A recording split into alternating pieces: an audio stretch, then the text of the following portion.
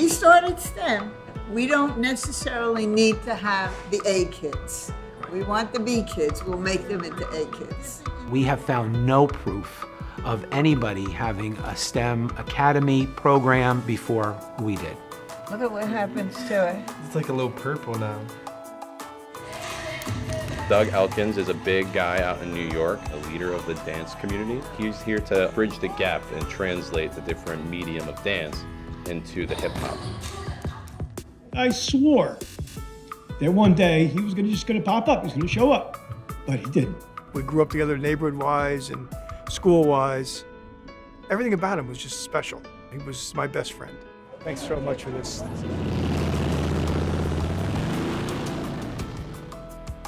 I've always kind of been really interested in civil rights. I think this bill in particular is very important. It's clear that racism is still prevalent in society today, and we're still fighting for justice of these victims. Hello and welcome. I'm Sean Spiller, the host of Classroom Close-Up New Jersey. If you watch our show on a regular basis, you know we talk a lot about STEM. The importance of science, technology, engineering, and math programs made national headlines in 2011 when President Barack Obama referred to our Sputnik moment, challenging us to stay competitive on the global stage by boosting our technological innovation. What you may not know is that the push for a STEM-based curriculum started well before 2011, and it was happening right here in New Jersey. Return with us now to the beginning of STEM.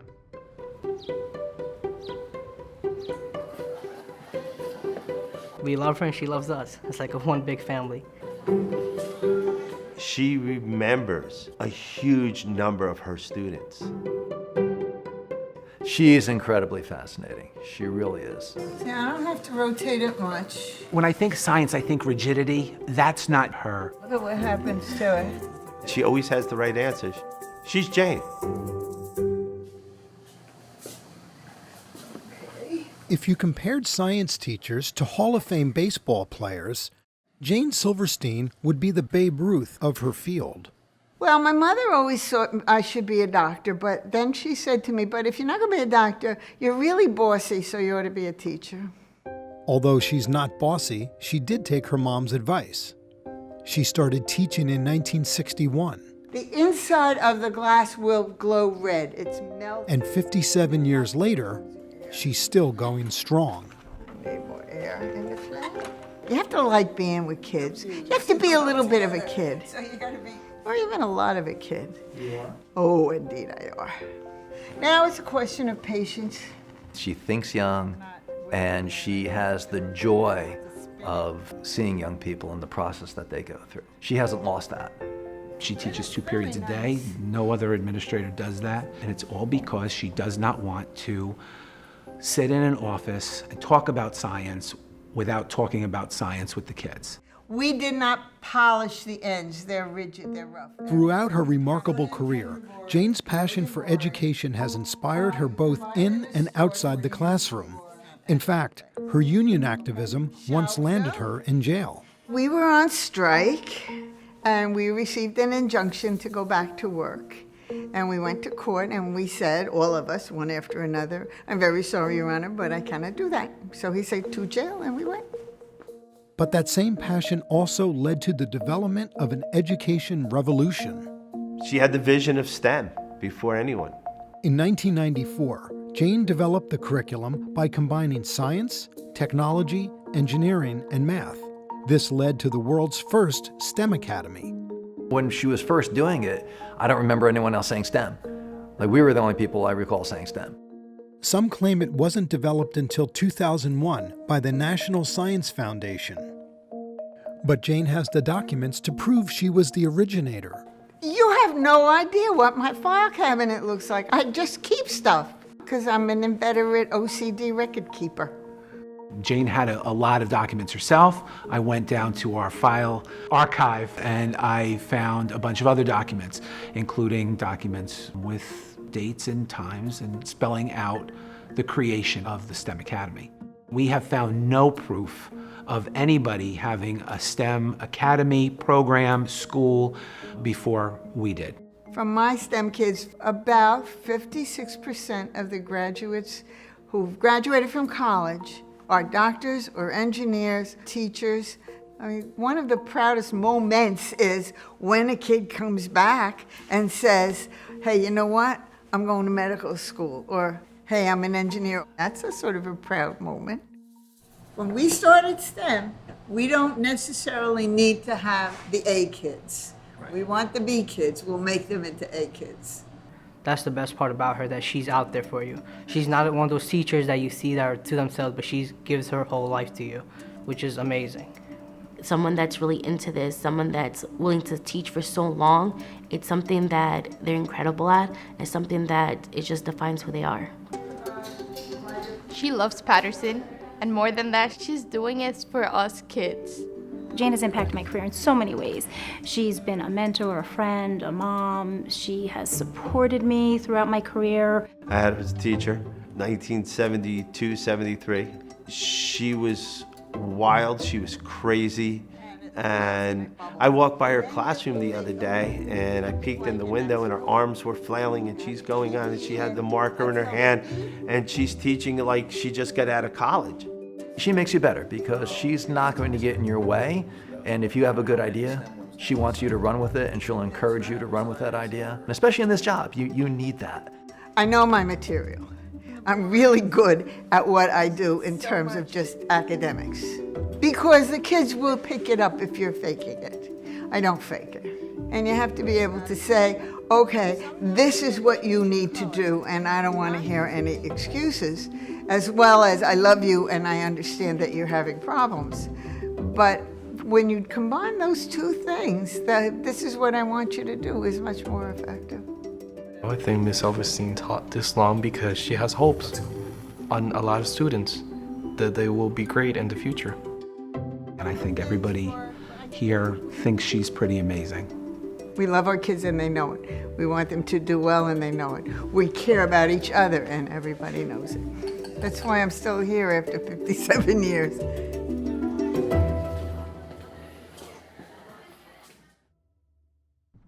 The STEM movement continues to evolve. In a few short years, supporters realized that innovation rarely happens without creativity. Add art to STEM, and you get STEAM. Art is worthy of celebration. So now we recognize the accomplishments of the Garden State's teen artists. Keep in mind at 1:30, we're performing the large musical theater, so that'll actually be in here in the black box. And then at 1:50, we're performing the small musical theater, which is The Moon and Me with Jonathan's little group. When the daylight ends and the moon ascends. This is not our first time at the State Teen Arts Festival. Be just the moon and me. We've been here maybe the last 3 or 4 years. We've gotten to come. Every time we competed the county, we're able to come. Come, every member of our clan, living, dead, and undecided. The New Jersey State Teen Arts Festival is a grand, all-inclusive celebration that brings all 21 counties of New Jersey together to celebrate and showcase the arts, which is the literary, performing, and visual arts, so everybody's included.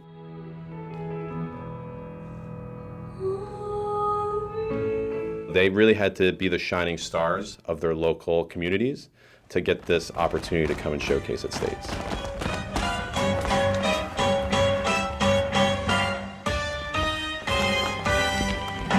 All the students that have been selected to showcase at the State Festival get the opportunity to present to and work on with their talents with professional adjudicators.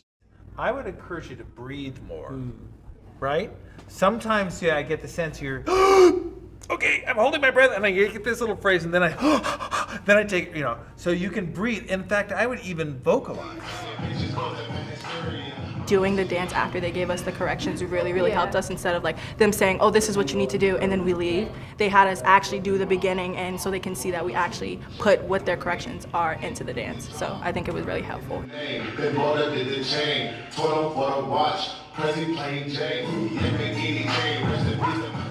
These are individuals who were professionally in their fields, and they're there to give those students that constructive criticism. It's nice to see those little details you have in there, like just silly little things that adds the depth and character of the whole piece? We offer a plethora of different workshops that touch on all the different art forms, the literary, performing, and visual arts. So one of the workshops we have here is a puppetry workshop. Bart Rockeberg, he's a mountain in the puppetry community, working with the Henson Foundation, working with PBS, and the list goes on. Styrofoam is also another favorite material.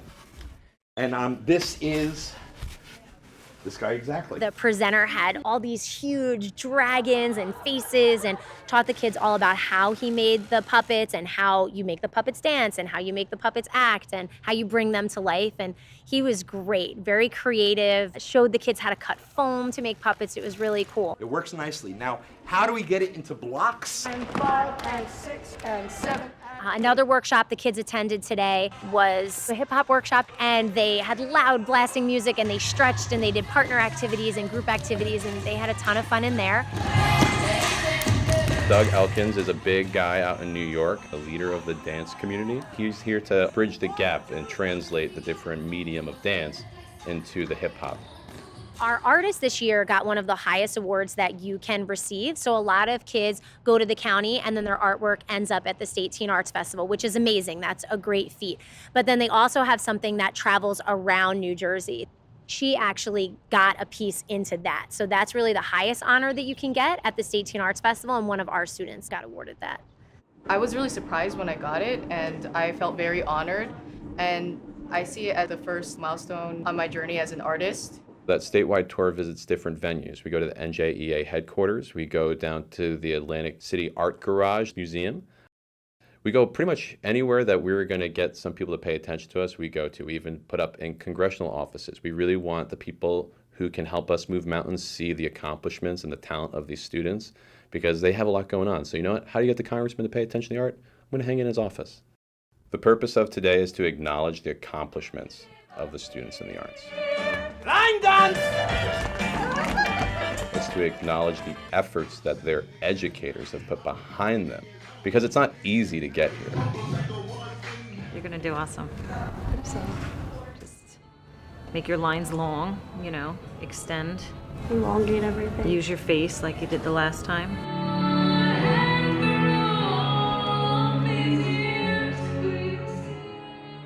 Back in the mid-90s, the State Teen Arts Festival was at a number of about 15,000 students over the 3 days. And then through the course of the recession and governmental leadership changes, basically a lot of funding just kind of went phew.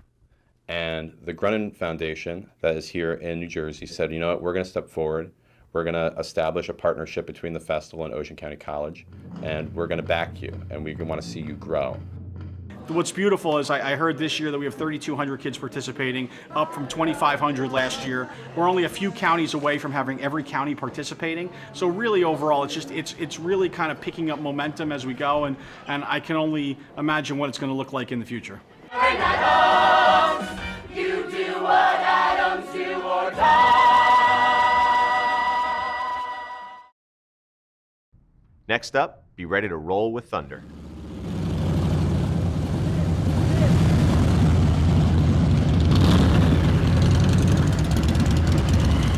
Rolling Thunder, a motorcycle group that advocates for veterans' rights.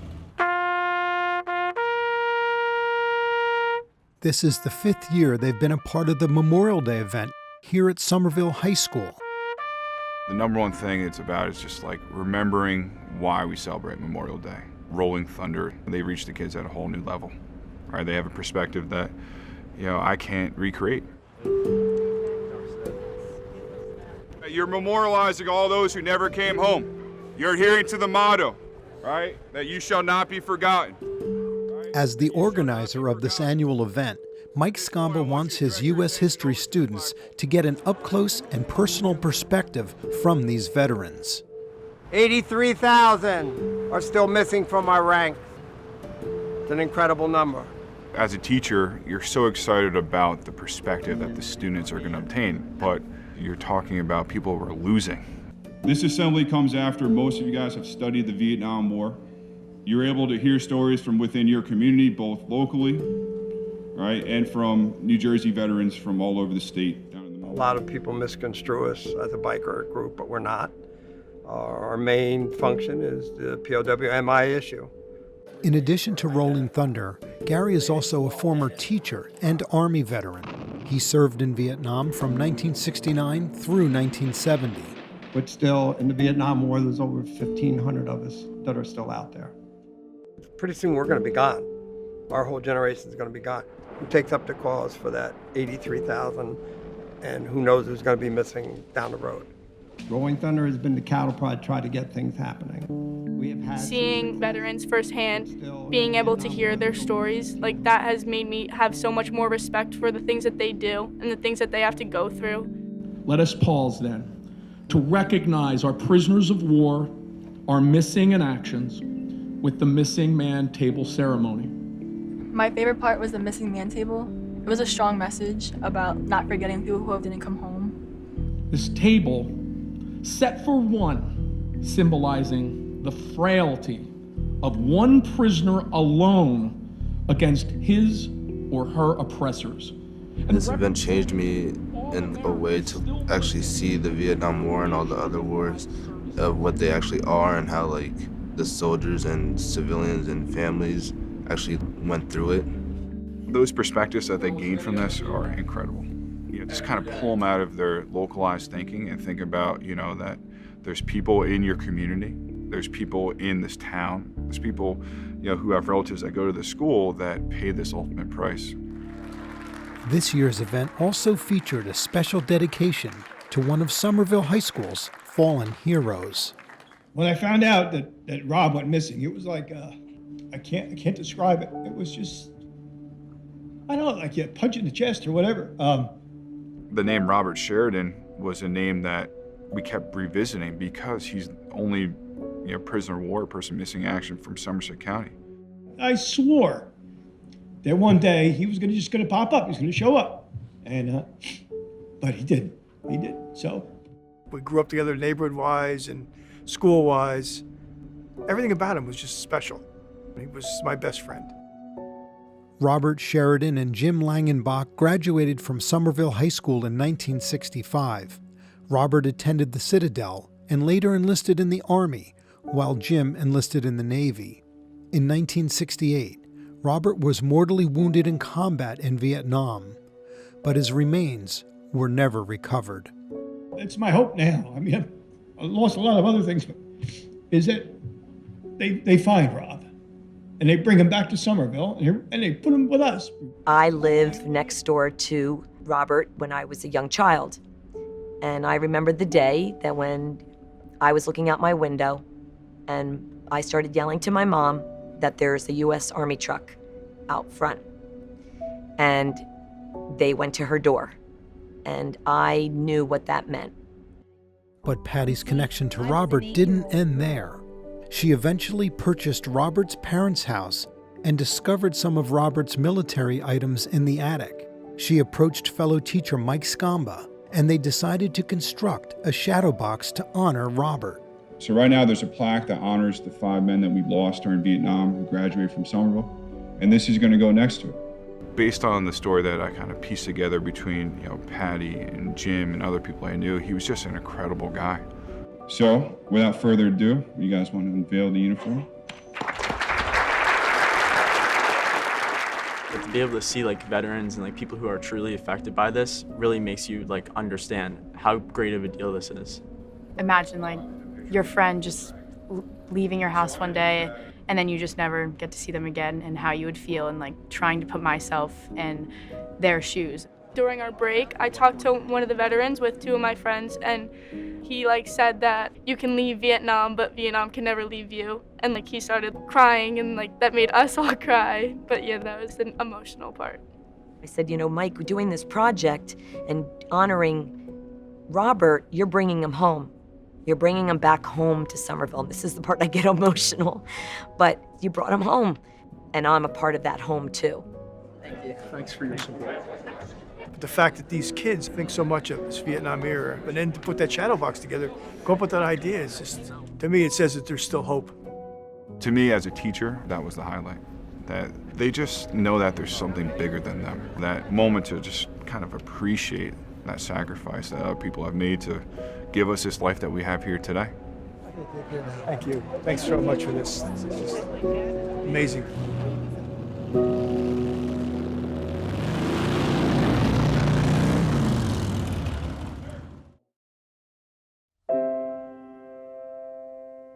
We're still talking about issues of racial violence in our classrooms today.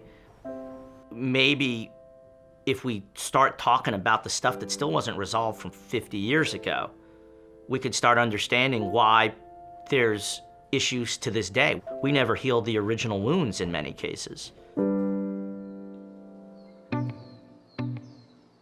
Partner up with somebody and update that person about where you are presently at trying to get representatives and lawmakers to meet with.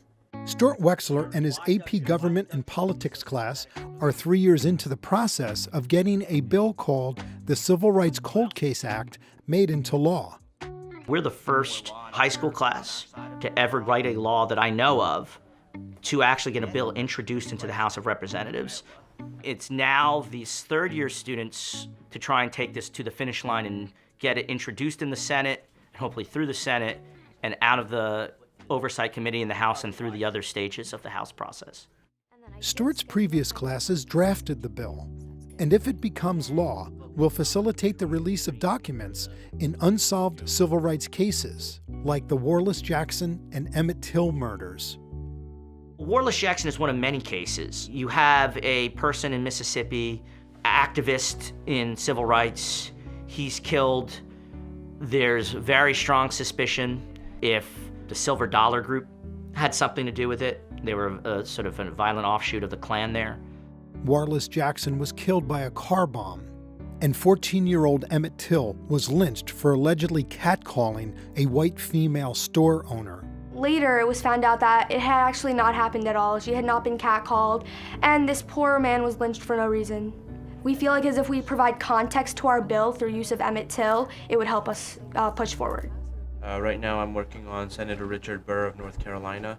Well, once our bill becomes law, we will find that a lot of these cases should see some sort of prosecution. There are a lot of bills that get introduced in the House, and only a few of them move on past committee. That's what we want to do. We want to move ours past committee, and that requires putting it at the top of the list. Then we spend a lot of the time actually making calls and emailing congresspeople and try and get as many appointments with actual staffers as humanly possible in hopes that we could just get on their agenda. This is Jenna. How can I help you? Hi, I was wondering if I could have a meeting with Joni Ernst on December 4th. If it's a Republican, a victims' rights group, and if it's a Democrat, a civil rights group like the NAACP, and work that angle first. I'm calling Senator Chuck Schumer right now, so we believe that he would be a good sponsor for the bill, and he'd be a good way to introduce the bill into the Senate. I got a meeting with Lacey Clay. He's on the Government Oversight and Reform Committee, and he's a part of the Congressional Black Caucus, which we've received support from. The students contacted many representatives with the hopes of actually meeting with some of them during a class trip to Washington, D.C. in December of 2017. The goal was to gain as much support as possible for their bill. What do you think the results of this trip are going to be like? I expect our bill to be introduced in the Senate, to get to the agenda of the House Government Reform and Oversight Committee, and to inspire all of my students to run for public office once they're out of college. How many appointments do you have? 4. The act basically aims to give closure to the families and victims of civil rights cold cases, and it will establish a review board to oversee these files and hopefully get them released to the public eye. All we're asking is let everyday people access these files online through digital means and search and see what they can do with the information. What's the significance? Why do you want to get people in the state or in the district to call before we call? Yeah. Well, all politics is local, so they're likely to respond to their constituents. My favorite thing about the class is definitely how I could interact with people that I never thought I would interact with before. So like the first time I made a phone call to a congressman, I was shaking. I was so nervous. I've always kind of been really interested in like civil rights, and I think this bill in particular is very important. It's clear that Racism is still prevalent in society today, and we're still fighting for justice of these victims. And it's a question of humanity as a whole. That these people were humans. Their own family members went through this. A lot of them were killed. There were a lot of hate crimes toward them. This deserves some sort of justice. It's a sense of security and relief to see that something's being done. I want them to learn firsthand what the legislative process is like on the ground, real world, not just the charts that you give them that show the stages. If a high school class can do that, what could everyday Americans do? What can I do later on in my life if I really feel that there's something that can be done to make something happen in the country? And you think that people who lost their loved ones should know what happened to their people. If I was one of those people, I'd want to know what happened to my family. And I think it's important that we take this as an issue and we pass it, because it's something that I think it's our duty to do.